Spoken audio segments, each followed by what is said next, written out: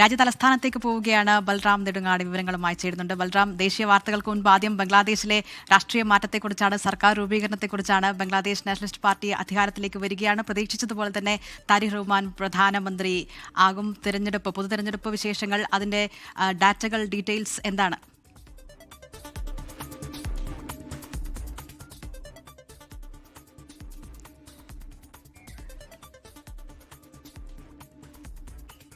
Very good morning Dilna. ഇന്ന് ഒട്ടേറെ വാർത്തകൾ ദേശീയ തലസ്ഥാനത്തു നിന്നും വരാനുണ്ട്. അതിൽ ഏറ്റവും പ്രധാനം ദിൽന സൂചിപ്പിച്ച പോലെ തന്നെ നമ്മുടെ അയൽ രാജ്യം ജനാധിപത്യത്തിലേക്ക് തിരിച്ചു വരുന്നു എന്നുള്ളത് തന്നെയാണ്. ബംഗ്ലാദേശിൽ നടന്ന തെരഞ്ഞെടുപ്പ്, അതിൻ്റെ ഫലം പുറത്തു വന്നിരിക്കുന്നു.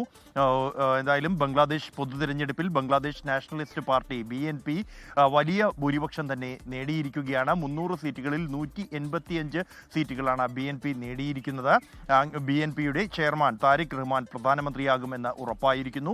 അദ്ദേഹം മത്സരിച്ച 2 സീറ്റുകളിലും ഉജ്ജ്വല ഭൂരിപക്ഷത്തിലാണ് തെരഞ്ഞെടുക്കപ്പെട്ടിരിക്കുന്നത്.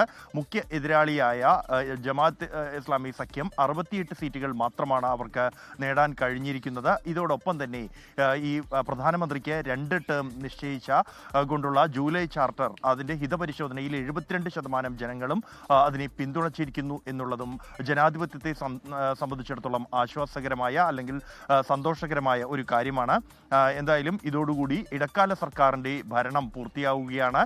ഉടൻ തന്നെ ഈ പുതിയ സർക്കാർ അധികാരത്തിലേക്കും അതിൻ്റെ സമയക്രമം, സത്യപ്രതിജ്ഞാ സമയം അടക്കമുള്ള കാര്യങ്ങൾ സംബന്ധിച്ചുള്ള പൂർണ്ണ വിവരങ്ങൾ അല്പസമയത്തിനകം തന്നെ പുറത്തു വരും എന്നാണ്, പ്രഖ്യാപനം ഉണ്ടാകും ഇത് സംബന്ധിച്ച് എന്നുള്ളതാണ് പ്രതീക്ഷിക്കുന്നത് ദിൽന. ഇതോടൊപ്പം തന്നെ രാജ്യ തലസ്ഥാനത്തു നിന്ന് നമ്മുടെ ബജറ്റ് സമ്മേളനത്തിൻ്റെ 1ാം പാദം ഇന്ന് സമാപിക്കുകയാണ്. കഴിഞ്ഞ ഈ ഒരു ബജറ്റ് സമ്മേളനത്തിൻ്റെ 1ാം പാദത്തിൽ ഭൂരിഭാഗം സമയവും പ്രതിഷേധത്തെ തുടർന്ന് പാർലമെന്റിന്റെ ഇരുസഭകളും പ്രക്ഷുബ്ധമായിരുന്നു. പ്രത്യേകിച്ച് ലോക്സഭ ഇന്നും വിവിധ വിഷയങ്ങൾ, US-ഉമായുള്ള വ്യാപാര കരാർ അടക്കമുള്ള വിഷയങ്ങൾ ഉന്നയിച്ചുകൊണ്ടുള്ള പ്രതിപക്ഷ പ്രതിഷേധം ഇന്നും തുടരും. ഒപ്പം തന്നെ രാഹുൽ ഗാന്ധിക്ക് എതിരായ ഒരു നീക്കം BJP അംഗം നിഷികാന്ത് ദുബെയുടെ ഭാഗത്തു നിന്നുണ്ടായിരുന്നു. അദ്ദേഹത്തിന്റെ അംഗത്വം റദ്ദാക്കണം, അദ്ദേഹത്തെ തെരഞ്ഞെടുപ്പിൽ നിന്ന് മത്സരിക്കുന്നത് വിലക്കണം എന്നതടക്കമുള്ള ആവശ്യങ്ങൾ കാണിച്ചുകൊണ്ട് നോട്ടീസ് നൽകിയിരുന്നു. ഇതിനുള്ള പ്രതിപക്ഷത്തിന്റെ, കോൺഗ്രസിന്റെ മറുപടി ഇന്നുണ്ടാകുമെന്നാണ് പ്രതീക്ഷിക്കുന്നത്. ഇന്ന് എന്തായാലും 2 സഭകളിലും സമ്മേളനം പൂർത്തിയാക്കി 2 സഭകളും ഇന്ന് പിരിയും. ഒരു സ്വകാര്യ പ്രമേയങ്ങളാണ് ഇന്ന് ഇരു സഭകളിലും ഉച്ചയ്ക്ക് ശേഷം ലിസ്റ്റ് ചെയ്തിരിക്കുന്നത്. ഇതോടൊപ്പം തന്നെയാണ് കോൺഗ്രസ് കേരളത്തിലെ നിയമസഭാ തിരഞ്ഞെടുപ്പിനായുള്ള തയ്യാറെടുപ്പുകൾ അന്തിമഘട്ടത്തിലേക്ക് എത്തിയിരിക്കുന്നു എന്നുള്ളതാണ്. പ്രചരണത്തിനായും പ്രകടന പത്രിക തയ്യാറാക്കുന്നതിനുമുള്ള സമിതികൾ പ്രഖ്യാപിച്ചിരിക്കുകയാണ് കോൺഗ്രസ്. അതിൽ ഏറ്റവും പ്രധാനമെന്നുള്ളത് മുതിർന്ന നേതാക്കളെയും ഒപ്പം തന്നെ യുവ നേതാക്കൾക്കും ഒരുപോലെ അവസരം നൽകുന്നതാണ് ഈ 2 സമിതികളും എന്നുള്ളതും ശ്രദ്ധേയമാണ്. മുതിർന്ന നേതാവ് രമേശ് ചെന്നിത്തലയുടെ നേതൃത്വത്തിലാണ്, അല്ലെങ്കിൽ അധ്യക്ഷനായാണ് പ്രചരണ സമിതി. അതിൽ ശശി തരൂർ MP-യെയാണ് ഉപാധ്യക്ഷനായി ഉൾപ്പെടുത്തിയിരിക്കുന്നത്. കൂടാതെ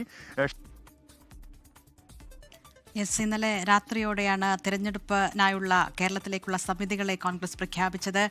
ശശി തരൂർ MP-യെ ഉപാധ്യക്ഷനായി പ്രചാരണ കമ്മിറ്റിയിൽ ഉൾപ്പെടുത്തിയിട്ടുണ്ട്. ഷാഫി പറമ്പിൽ MP-യാണ് കൺവീനർ. അതിൻ്റെ അധ്യക്ഷൻ രമേശ് ചെന്നിത്തലയാണ്. ഒപ്പം ക്യാമ്പയിൻ കമ്മിറ്റിയും അതോടൊപ്പം സമിതി കോൺഗ്രസ് രൂപീകരിച്ചിട്ടുണ്ട്. ആ രീതിയിൽ സംസ്ഥാന തെരഞ്ഞെടുപ്പിന് കോൺഗ്രസ് വലിയ രീതിയിൽ സജ്ജമായിരിക്കുകയാണ്. അതോടൊപ്പം ഇന്ന് പാർലമെന്റിൽ ബജറ്റ് സമ്മേളനത്തിന്റെ 1ാം പാദം അവസാനിക്കും. ഈ ദിവസങ്ങളെല്ലാം വലിയ തർക്കവും പ്രതിഷേധങ്ങളും വാഗ്വാദങ്ങളും ഉണ്ടായിരുന്നു. ഇന്നും സഭ പ്രക്ഷുബ്ധമാകും എന്ന് തന്നെയാണ് ഡൽഹിയിൽ നിന്ന് ബൽറാം നെടുങ്ങാടി റിപ്പോർട്ട് ചെയ്യുന്നത്. ലോകത്തെവിടെയായാലും ഏത് സമയത്തും 24 വാർത്തകളും ഓഗ്മെന്റഡ് റിയാലിറ്റി പാക്കേജുകളും എക്സ്പ്ലെയിനറുകളും വിശദമായി കാണാൻ ഞങ്ങളുടെ YouTube ചാനൽ നിങ്ങൾക്ക് സബ്സ്ക്രൈബ് ചെയ്യാം.